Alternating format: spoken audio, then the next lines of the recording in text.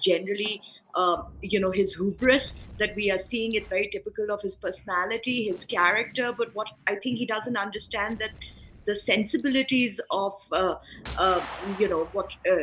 in India, the history of this issue, and he's being misadvised, or some people have even gone as far as to say that it's maybe some grander strategy at play to try to equate India and Pakistan, which serves their purpose. Now, just please give me 1 minute because I want to make three quick points. First is, I think the first and foremost thing is that, this is our stated position, as Ambassador Sikri said, and it has been for many years, that no third party has anything to do with this issue. And if anything, our stance has only hardened with the revocation of the special status that Jammu and Kashmir had.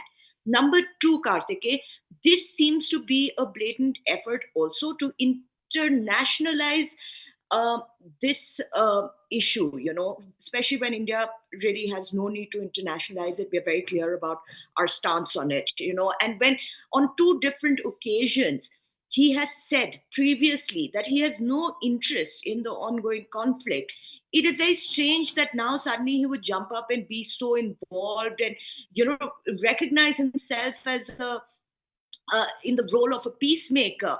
Let's not forget that he tried to negotiate, and as Ambassador Sikri said, Russia and Ukraine, that didn't work out. He tried to negotiate Hamas, that didn't work out.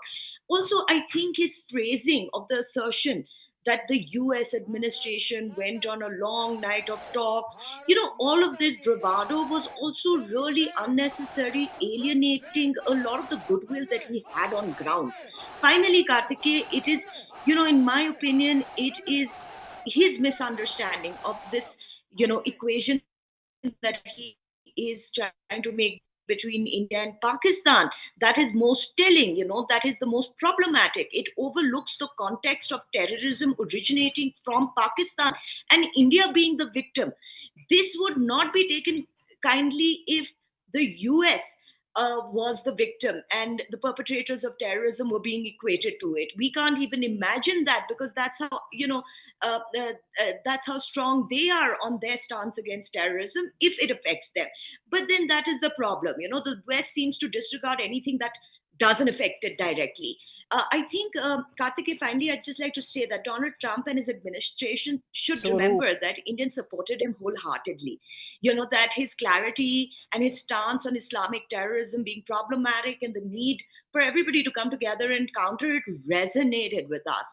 But today, equating a terrorist country that primarily exports terrorism and, if I may so say so, beggars, to a country like India that advocates peace over and over again, has a thriving economy that is 10 times bigger than Pakistan, is, in my opinion, ludicrous. And it has upset over a billion people, Karthikeyan.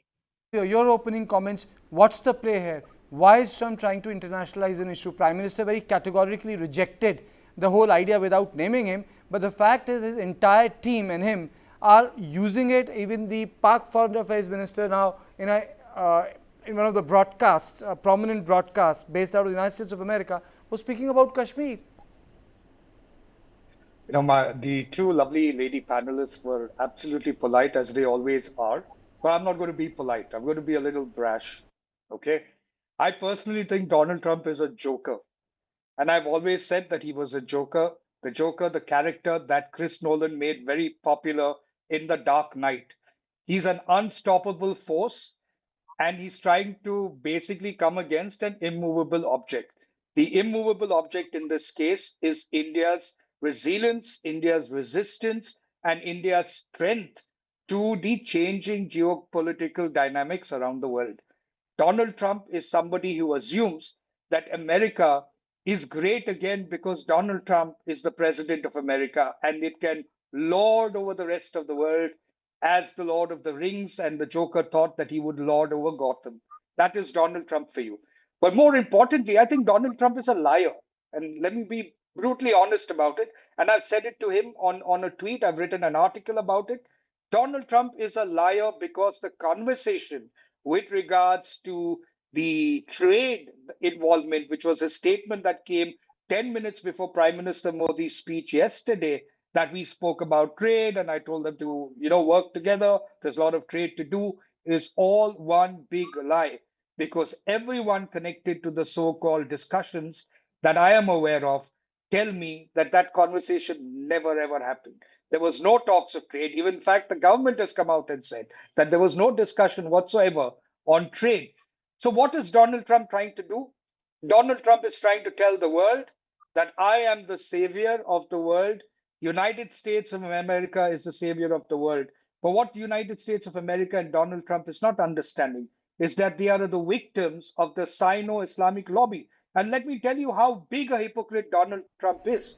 A man who went after Islamic radicalism, who went after and was very strong against Islamic radicalism, has taken a 400 million US dollar plane from Qatar, which is a country known to financing Islamic radicalism and Islamic terrorism.